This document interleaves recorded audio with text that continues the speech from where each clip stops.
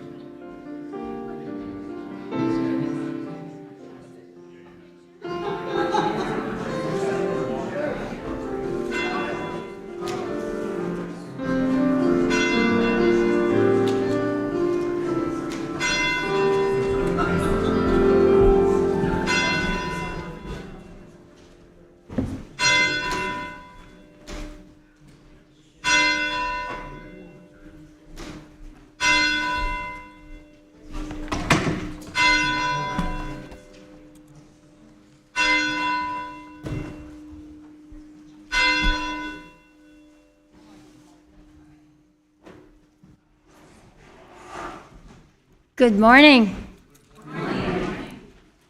Good morning and welcome to the worship service of the First Unitarian Church of Northwest Indiana, where we strive to put love at the center of how we show up in the world. So, each week during our Sunday morning worship service, we join together in affirming that we gather this hour as people of faith, with joys and sorrows, gifts and needs. We like this beacon of hope, sign of our quest for truth and meaning, in celebration of the life we share together. Since not everyone can attend in person, we are streaming this worship service online, and we extend a special welcome to all of you who are joining us virtually. The joys and sorrows portion of our service, however, is private, and we will temporarily pause the stream for that portion of the service. Other than that, the worship service is being recorded and will be available for future viewing on our website and on YouTube. Today, our worship service will be led by our fellow congregant, Amanda Tomczak.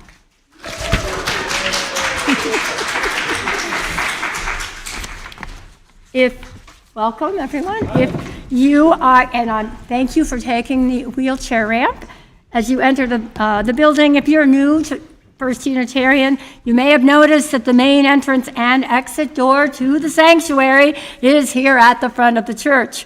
If you must step out in the middle of the worship service, we ask that you exit quietly using either the back door or the wheelchair ramp here on the side.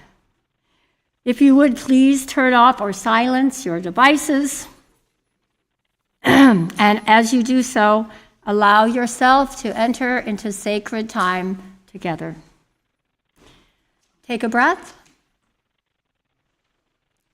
And another. No, I'm not there yet. I'm on track.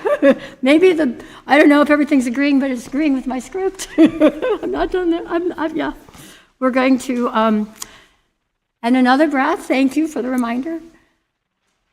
And join in a spirit of reverence. Forgiveness means giving up all hope of a better past.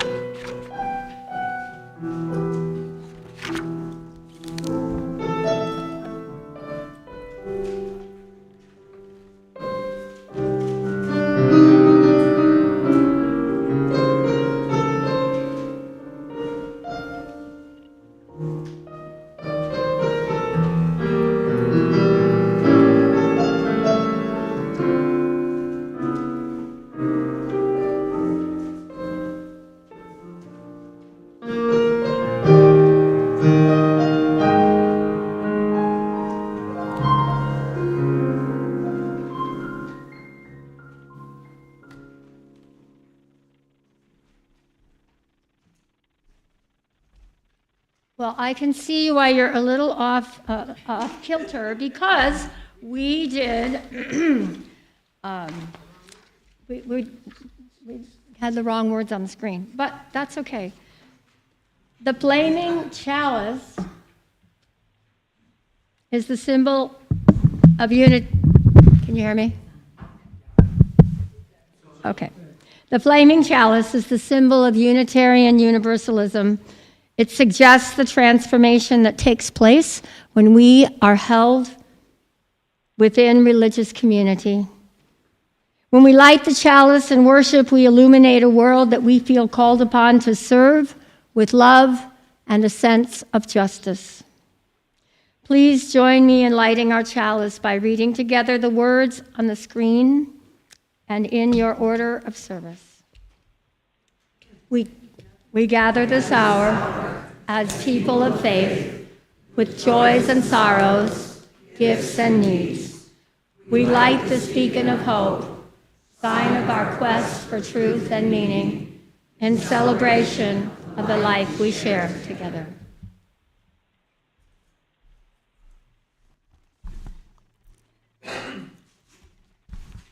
Unitarian Universalism is a covenantal faith. We do not recite a creed. We are a group of people who commit to walk together in the spirit of mutual love. And we make decisions using democratic process. Each week, we reaffirm together a portion of our congregational covenant, the promises that we make to each other in community. For all the ways that we have not dwelled together in peace, may we forgive ourselves and each other and begin again in love. For all the ways that we have not sought the truth in love, May we forgive ourselves and each other and begin again in love. For all the ways that we have not helped one another, may we forgive ourselves and each other and begin again in love. Now is the time when we take a moment to greet all these beautiful people, these bright souls in the room with us. Say hello, smile, wave, greet each other as you will.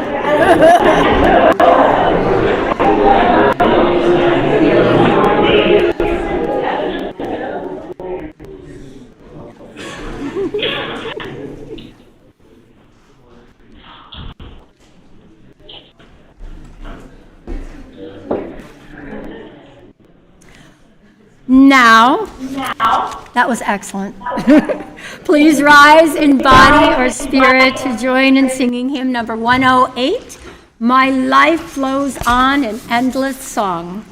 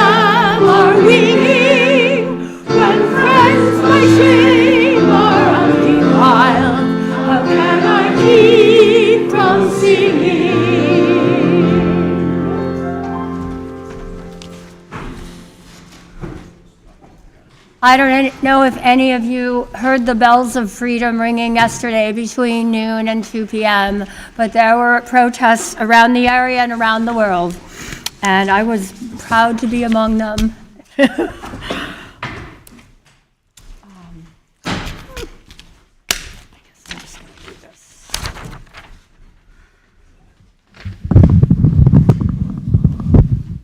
Good morning, Dad. Now is the time in our service. What? You like my blouse? Thanks. Whenever we gather with others, we have the opportunity to share our own private joys and sorrows with one another. To hold them together so that the lightness of our joys lifts us all, and so that the heaviness of our sorrows feels easier to bear.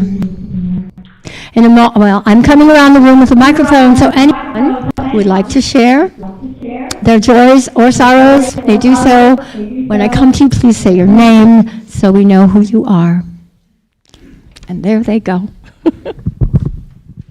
Hi, my name is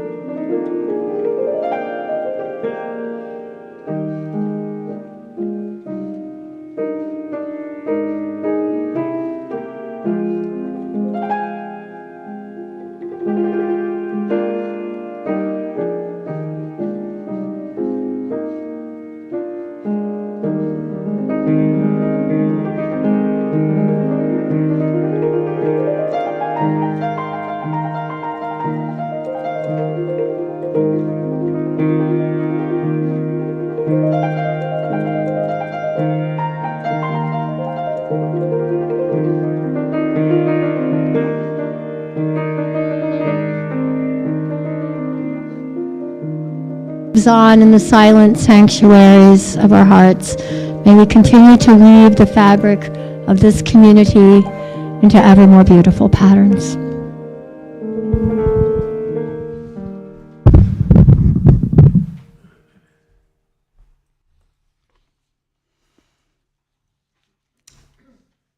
Now please rise and honor your spiritual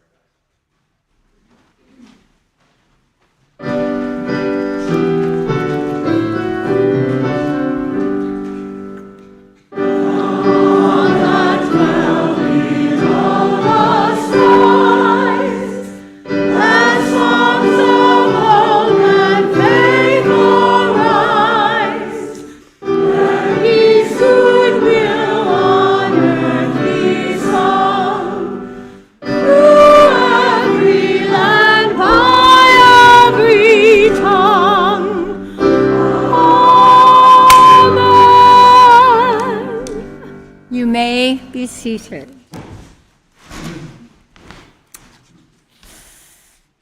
We have a story this morning. Good, we are in the right place. Wait, stop, and but by Shannon Majewski.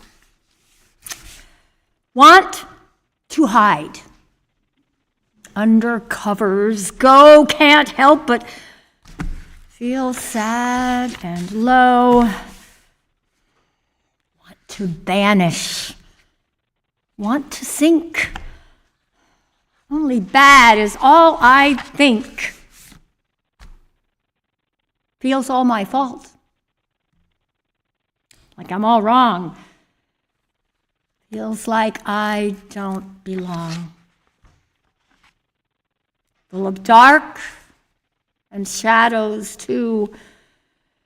Worried, embarrassed, scared, and blue. Not calm or settled. Not me one bit. I want so bad to get rid of it. Can't forget. Won't go away, but the icky shame doesn't have to stay. Oh, stop thinking of what was before. Happier, better can be in store. Try to open up to what comes next.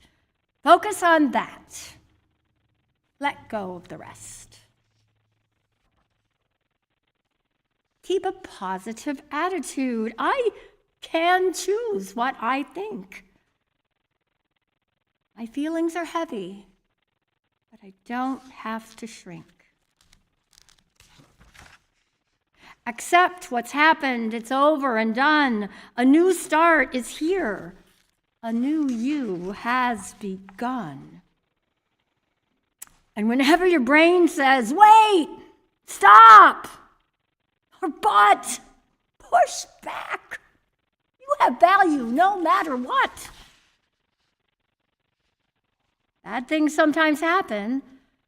Hurt, shame, sadness too, but none of them is bigger or more important than you. Here's how you can deal with shame. Open up to what comes next. Keep a positive attitude. Accept what's happened. You have value, no matter what.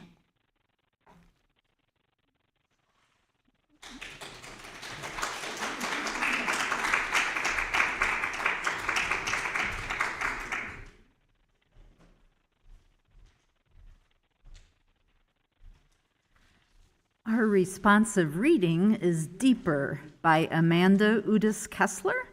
I invite you now to join me in reading aloud the reading on the screen in the blue text, and I will read the regular text. We would go deeper. We would become the selves we cannot even imagine today. We would become courageous.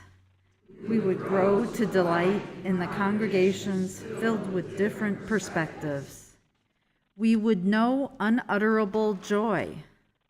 We would be filled with gratitude. May we go deeper.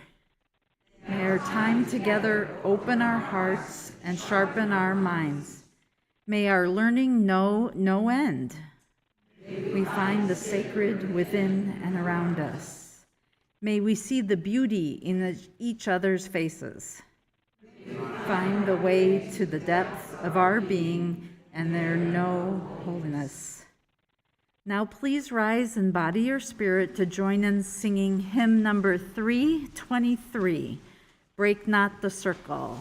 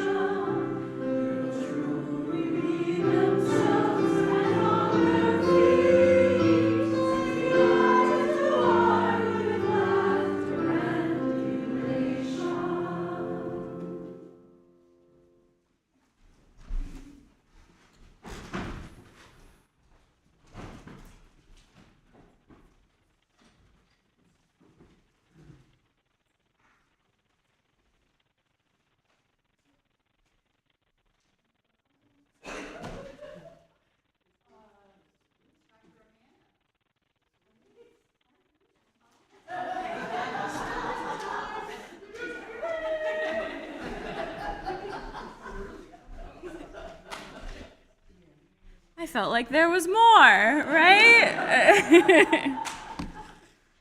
Good morning, everyone. I'm not gonna lie, I'm nervous. So I'm just gonna say that right now to try and ground myself. So if we can all take a breath, that would be great. All right. Thank you for being here with me this morning. I'm going to start with a quote, and then we're going to see where we go from there.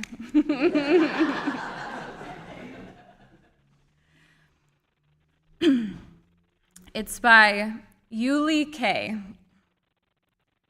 Oh, excuse me, it's a poem. It's called Run. You will need to stop running in order to feel the silence. And you will need to feel the silence in order to face the fear. And you will need to face the fear in order to undo its grip. And you will need to undo its grip in order to run. But darling, run freely, not away. I'll probably cry just to preface this for everyone because I cry at everything. Happy, sad, elated, tears are there. My name is Amanda, and life lately has been difficult to say the least. When Michelle asked me to be a part of this series a while back, I was thrilled. Ooh, what a juicy topic, I thought. Eager to wrap my mind around how I deal with self-forgiveness. But as the hard times kept coming, the prospect of writing about self-forgiveness not only seemed less desirable, but I also realized I am not good at it. And when I say I'm not good at it, I mean I ruminate endlessly over perceived mistakes made, and I mentally lambast myself. That little bubble up there, me. So how do I write a sermon with that? Well, the only thing I know how to do is to be honest. So I decided I will do that. Forgiveness was never a concept in my home growing up. Instead, we had endless fights and rumination over things that went wrong days, weeks, or even years ago. I am a recovering codependent, and I remember in a recovery meeting once the concept of forgiveness came up. And I remember having this very distinct thought of I have absolutely no idea how to do that or what that even means. What I knew was that in my family, we did not forgive and we did not forget. Instead, there was this pattern of something hurtful would happen, people would get sad or angry, and then we would pretend like it never happened. People wouldn't change, consequences wouldn't be had, and yet we would go on trying to pretend the event didn't even occur. I quite literally had no idea how to really forgive someone and properly move on with my life. And the worst part now is that I have internalized this family dynamic and the relationship I have with myself. I have a very hard time forgiving myself for mistakes, real or perceived, I've committed. I should have done this, I should have done that. But when it comes to other people, I forgive too quickly, heart too open to be hurt again by repeating offenders. The mental criticism runs deep, and I lambast myself and then expect myself to carry on as though I didn't just give myself a mental thrashing. So the last couple of weeks, I've felt like there's a root here, or a nugget here that I've been trying to get to the bottom of. I have to both thank and blame Michelle.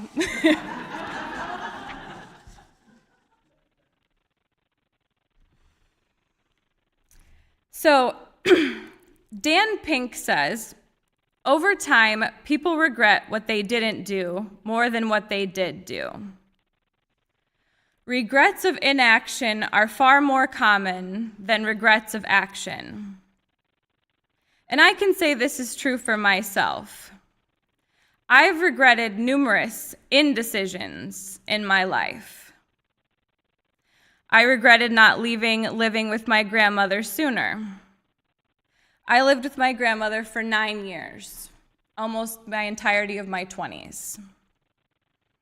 I knew after a couple of months that I was really in the wrong place. Now, have you ever watched a movie or a TV show over and over again because it brings up an emotion in you that you just need to process? Does anyone kind of know that feeling of like, okay, I'm seeing heads nod. Okay, that's good. So I had dinner with my best friend Mario about a week ago, and he told me this story about him listening to this song over and over about a man losing his dad to cancer. And he said he had cried and cried, but he just kept watching it over and over again. And for some context, Mario's father passed away many years ago, but I know that it's a wound that he still has that hasn't fully healed. And for me, that wound is my family. A wound I have been trying to heal for a long time.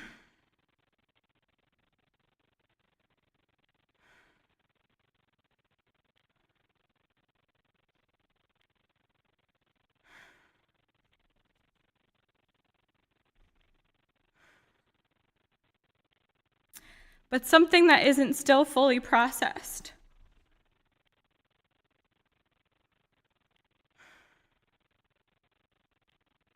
So, Michelle, of all people, recommended that I watch this show on Netflix called The End of the Effing World. I was rather depressed when she recommended it, and I texted her, "Are you sure this is what I should be watching right now?"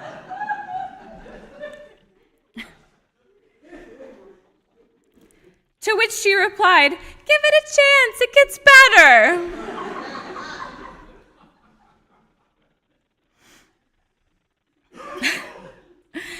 I skeptically watched on. I don't know if something called The End of the Effing World is necessarily what you need to watch whilst depressed. Nonetheless, I kept watching. And 2 episodes before the last, there was a quote that I would go back to and rewatch that episode. Because just like my friend Mario, there was something there I was still processing. And there was one specific quote in particular that rang as clear as a bell that I couldn't get out of my mind. The problem with a person having a lack of love is that they don't know what it looks like. So it's easy for them to get tricked, to see things that aren't there. I learned about punishment from a young age. I learned it happens because of love.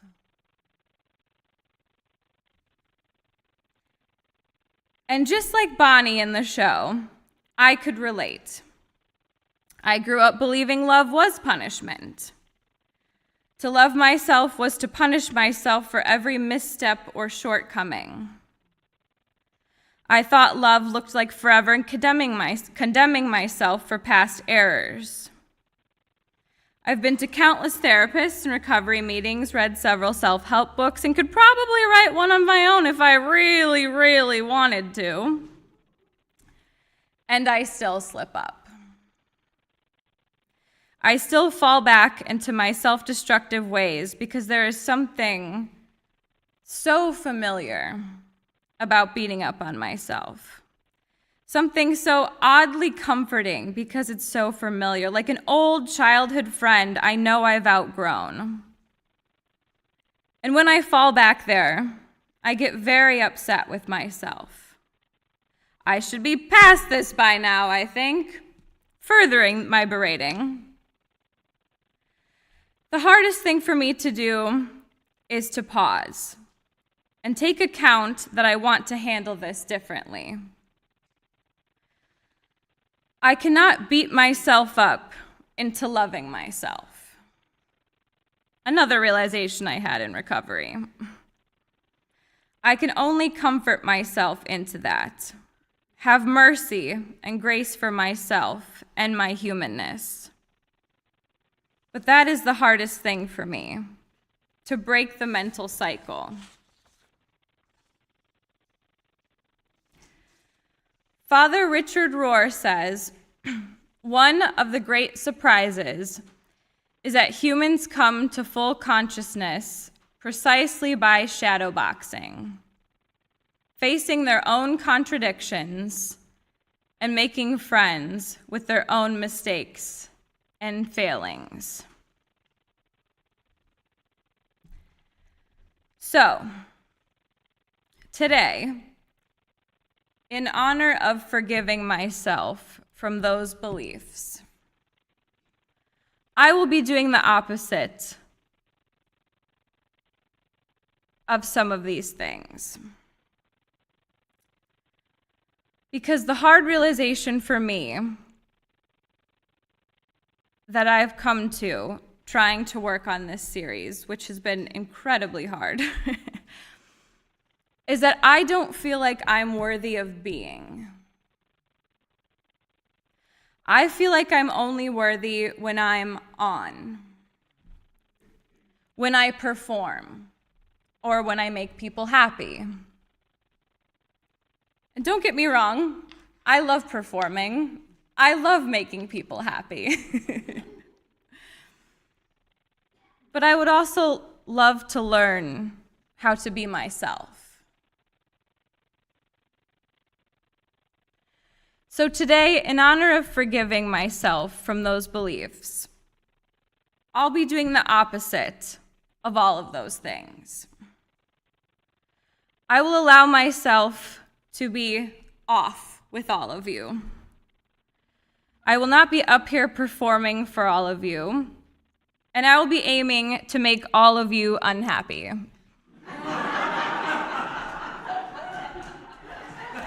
Okay, I couldn't help a little bit of humor, okay? I am a performer, all right? I had to do a little something.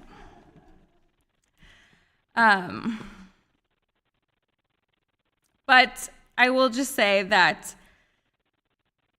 the point is that I am not up here to make you happy or unhappy.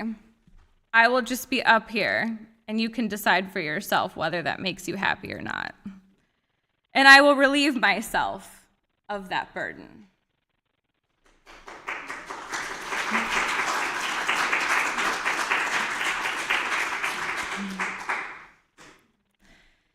So, when you take an acting class, they have a quote. A specific acting class I've taken a few times. And they say, a performance that you see is, today is the day I fight rather than I fled. Well, today, for me, today is the day I stop fighting. I will not flee. But I'd like to finally put my guard down. So it was very upsetting for me trying to write this sermon because I wanted to give all of you some lovely, tied up in a bow, happy, wonderful ending. The play and the ending, and it all makes sense and comes together. But I can't give you that. And trust me, that's upset me for the last 3 weeks. Michelle, she said, how are you? Just leave me alone. I don't even know, right? But what I can give you is I can be gentle with myself. And I can be honest. And I can be scared and vulnerable. And I don't have to have the answers. And I can ask for help. So, what I want to do now is I want to Pastor Tom all of you. And I want to ask for everyone to just take a moment or two and think, how do you forgive yourself? Or how do you stop ruminating after you've made a mistake? What does that look like for you?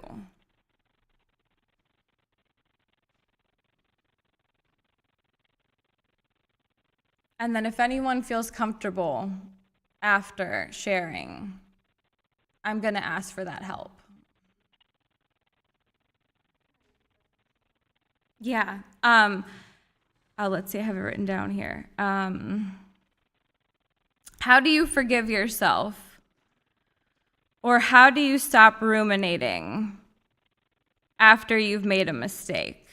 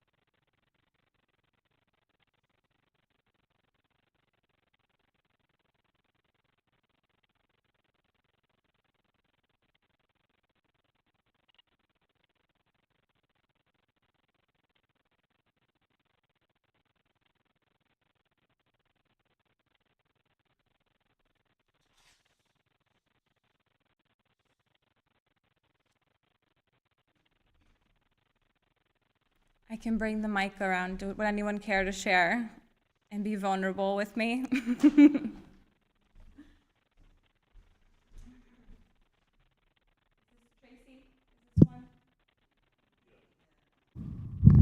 Oh, yep, I hear something. I had a hand. Oh, we got some hands. Hi, I'm Joan.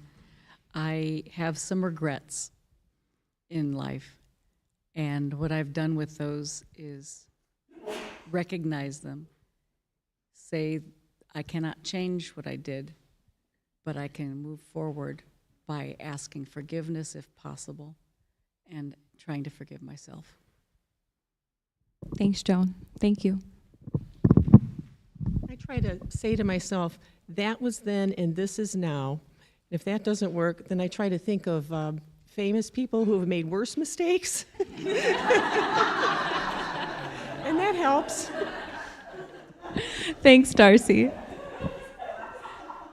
So short of being a narcissist, which, if that's the case, then there are other things that you need to work with.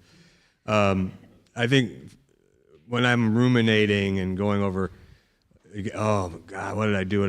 It's a question of self-preservation, and just saying, just stop, I mean, it's not as easy as just saying stop, but understanding that, you've gotta move on, and that there's a larger picture. So I try and get into that headspace of self-preservation.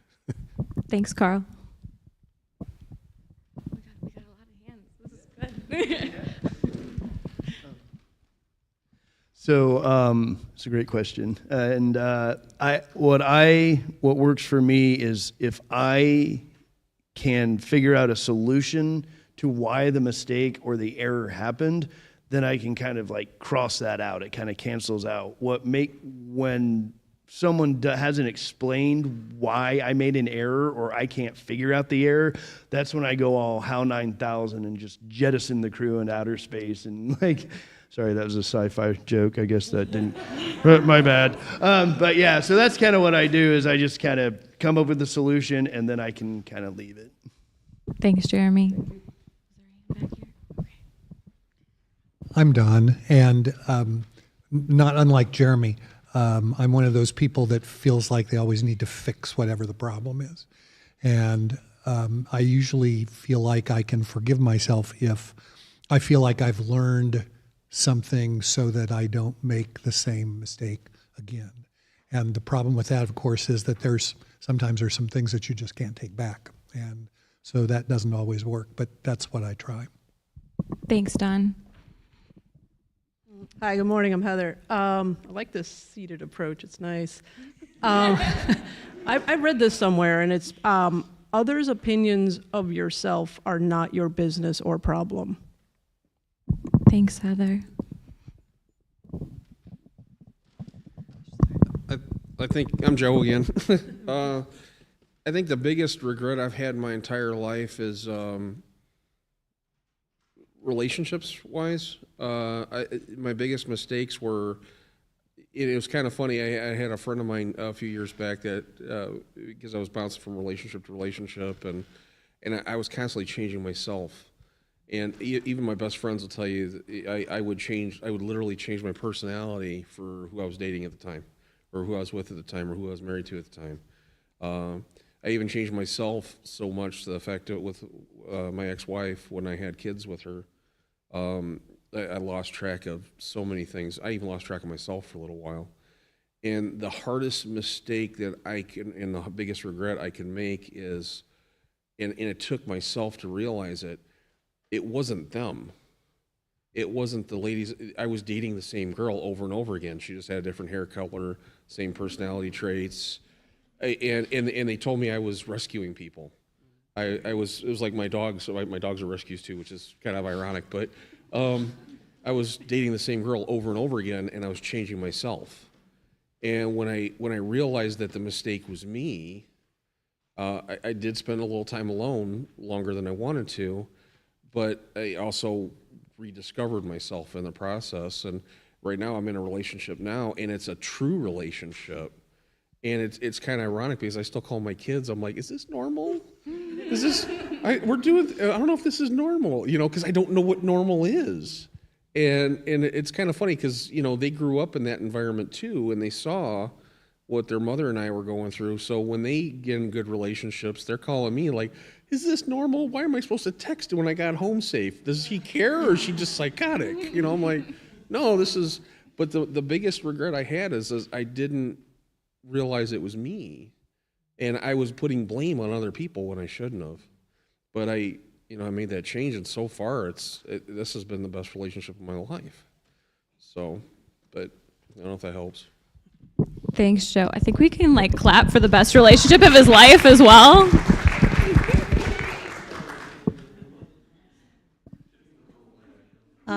I was at the Cancer Institute, and Marissa said, "Oh, I really like your nail polish." And instead of saying thank you, I said, "Oh, I don't have the top coat on." And it was just like, why couldn't I just say thank you? And I really have to work on that. I really have to work on that instead of, it's hard to accept a compliment, and I have to work on that. Thank you. Hi, I'm Brian. I'm a member of AA, and in the writings of AA, it talks about in one area that we wish neither to regret the past nor shut the door on it. So there's a line in that needs to be walked, and AA helps me do that. Thanks, Brian. I'm going to play on Brian's words a little bit. I try to convert my failings or when I'm beating myself up, I try to take it as a teaching. There's something that I can learn from this. And if I could strengthen the part of my consciousness that can observe thoughts and emotions arise and pass away, it's like watching a movie. And I try to get something out of it and not repeat the problem. Thanks, Jerry. The best way to get out of ruminating thoughts, in my opinion, is journaling. Writing whenever I have like a mistake, I usually take an hour or two and just write about it. And you think you're going to write a few sentences, and boom, you've got 3 pages. Thanks, Logan. Oh, Maggie. Hi, I'm Maggie, and I think this is an amazing question. And I have about 1,000 answers, but I think the crystallization is to allow the feelings, the uncomfortable, the sad, the tears, the anger, to actually allow all of that, because then I'm more clear-headed and I can start to either think of a solution or an action. And usually that means communication, apology, doing something to try to make the situation right, but embracing, allowing for new possibilities. Thanks, Maggie. Anyone else? Oh, we got one all the way in the back.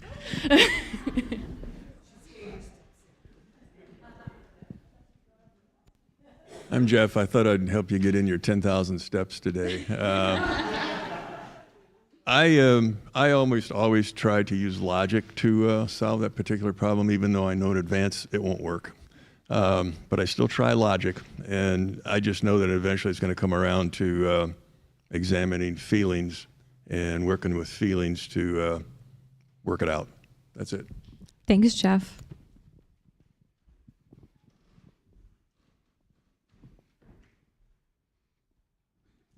Hi, I'm Duncan.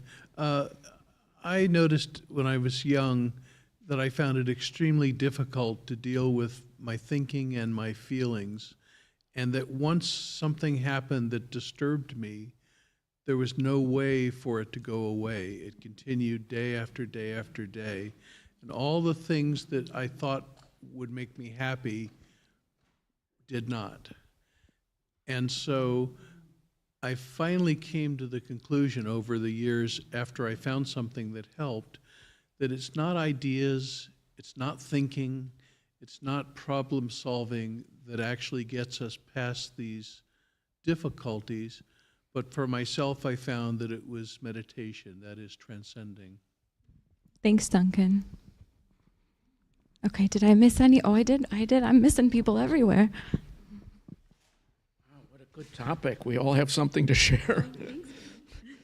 So about 1.5 years ago, I joined a creative writers group, which was a big risk for me, because when you write in a fast pace, you're expected to share it. And so the process of actually writing something and that it would be good enough and liked by others had always interfered. And so as I write now, and I do share with people and send it to friends, there's that tension in my body that if I don't hear back from them right away saying, this is really good stuff, that I feel that regret. And so that's a work in process, which apparently you are involved in too, which is sharing it, but knowing I shared my heart at that moment. And that was important. And if they like it, that's nice for them. If they don't, well, that's beyond my control. Thanks, Craig. My name's Dick. I'm a musician, and when you're a musician, you're not supposed to make mistakes. And I make mistakes. And so I have to think and say to myself, just let it go, because I'm going to make mistakes. It's not the end of the world. Most people don't even notice. Thanks, Dick. Did I miss anyone else?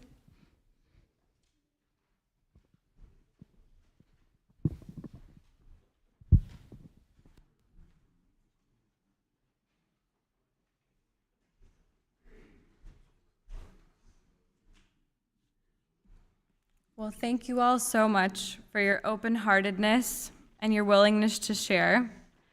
I appreciate your participation. My good friend Bridget, who's here, who will hate for me calling her out right now, pointed out to me that we heal by having mirrors in our lives. And we heal by having those people show us something different to us. So thank you all for being my mirrors today and teaching me something about forgiving myself and how I'm not alone. I'm in community. And that's a big part of recovery from codependency, is that I have other people and I don't have to figure it out on my own by myself. So I can have self-reflection instead of self-deprecation. I have one more poem that I want to share with you guys that I'm going to close with.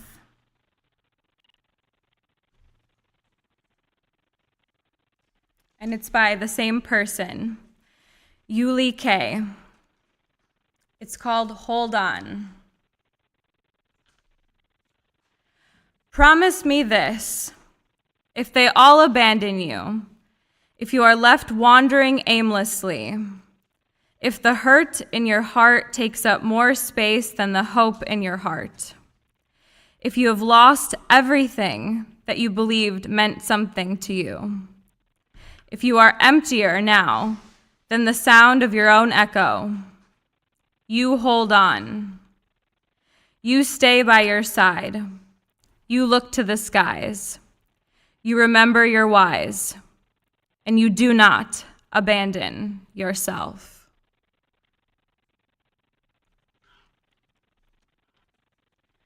So maybe today I can't force myself into change, but I can love myself into evolution. Thank you.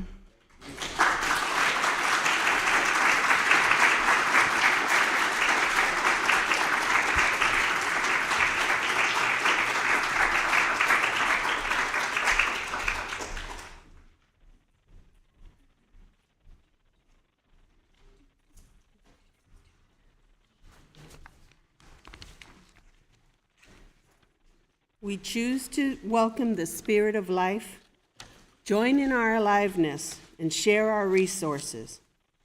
This month, we're sharing our Loose Change for Social Change offering with Hope for Ukraine. Hope for Ukraine is dedicated to providing humanitarian aid to families in need, supporting communities, and fostering education in the Ukraine. Just a little bit, because it's the first week of this collection, and FIA, we like to give a little longer description of the charity that you all are funding for this month. Hope for Ukraine, as of 2 months ago, had delivered 144 million meals in the ongoing conflict. In addition to the meals delivered since the onset of the crisis, Hope for Ukraine has provided 45,315 children with access to education, 3,276 tons of humanitarian aid to devastated regions, 4.1 million families with essential relief, and 2,708 refugees with safe shelter. As Ukraine enters its third year of war, hopelessness has begun to creep into the hearts of its citizens who are left wondering what the future holds, said the CEO and founder, Yurly Boyetko of Hope for Ukraine.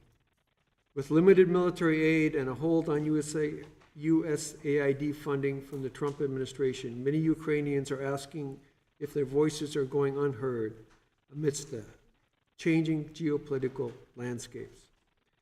And finally, I'd like to give you this quote.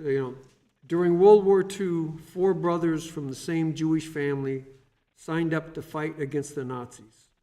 Only one of the 4 brothers survived. His grandson is the current president of Ukraine, Volodymyr Zelensky. That's something to keep in mind. And truly finally, last week we had a one-day collection for help me, Cindy, Transgender Day of Visibility, thank you. And you all raised in one day $509.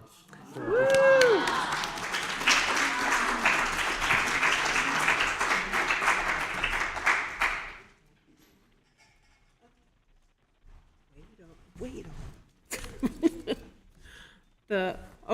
The money in the baskets goes to sustaining the mission of our congregation, and the money in the cups goes to Hope for Ukraine.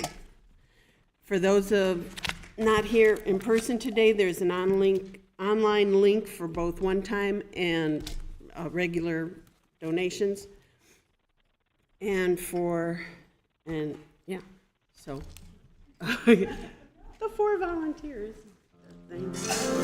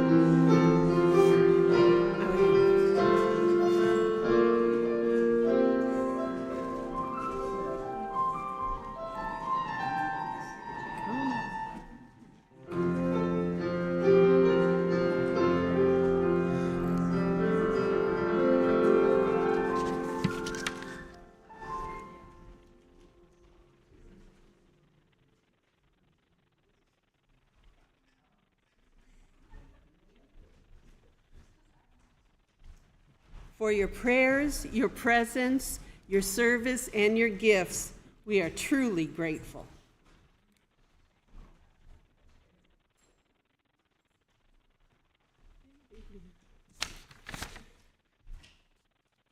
Okie dokie. Another way that we walk together is by joining together for fun and fellowship, which brings us to our announcements. Faith in Action is offering signs that just designed for us to say, everyone is welcome here. We welcome congregants to take some of these signs and ask the businesses that they patronize if they would like to put one up in their window. Signs are in the parish hall. That's a really good thought, too. So, pass the love. Don't forget to sign up for Trivia Night fundraiser. April 19th. I can't wait. Sign-up sheet is in the parish hall, $25 a ticket, but if you bring a friend who's not a member of the church, it's $20, so 2 for $40. Woohoo! Appetizers will be provided. Bring your own beverage of your choice. Please contact Jess, Heather, or Michelle if you would like to bring a dessert to share at the event. And, thanks to everyone who signed the petition to protect state Medicaid. A couple of our congregants joined other congregants from the Interfaith Action Network to go down and lobby state representatives and senators about SB 2. In response to public outcry, the bill was amended to protect the health care for all 754,000 Healthy Indiana Plan people from being destroyed if federal funding drops thanks to the amendment which removes the state's trigger law. Remove the 3-year lifetime enrollment cap for HIP members, which would have cut 754,000 Hoosiers off their care after 3 years. Remove the 500,000 HIP, which would have arbitrarily kicked 254,000 people off of HIP. Restore retroactive Medicare coverage to those who are wrongfully disenrolled, have their care retroactively covered when they are able to re-enroll in Medicaid. protect healthcare navigators and other nonprofits by removing most of the Medicaid ad and marketing ban, and when additional protections for HIP members who are students and caregivers to adults from the work reporting requirements. So our congregants will continue to work with our Interfaith Action Network partners for social justice for our state.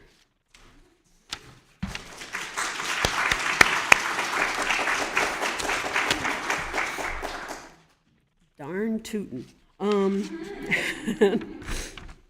And now please rise in body or spirit to join in singing hymn number 118, This Little Light of Mine.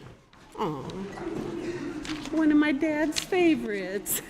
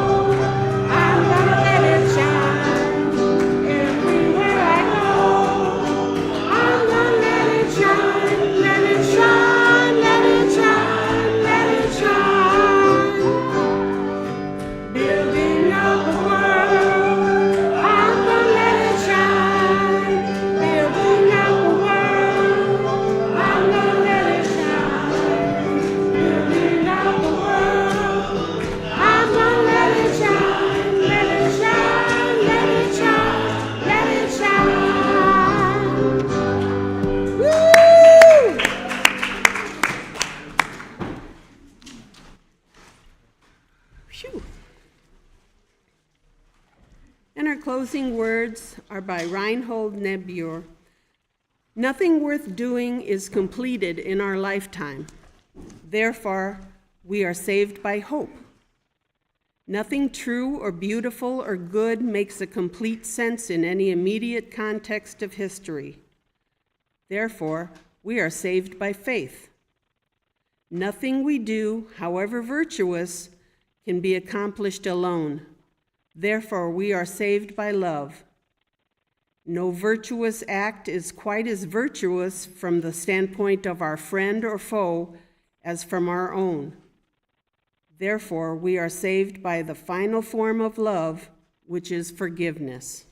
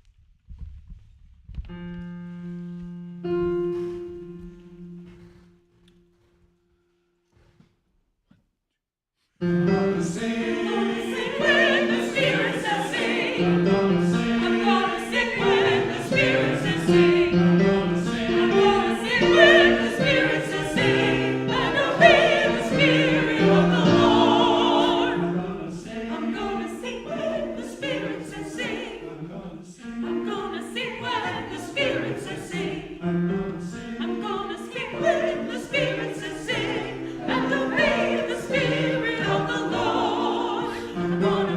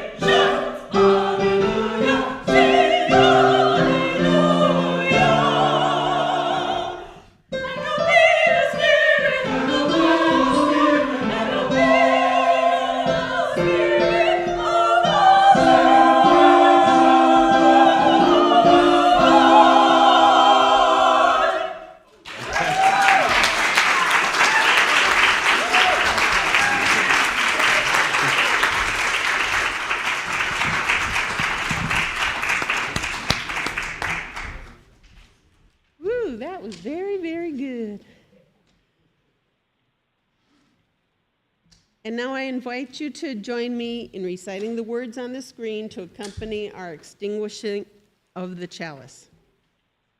May we continue to carry in our hearts the light of truth, the warmth of community, and the fire of commitment. Now we are together again. Please join us now in the hall for coffee and refreshments.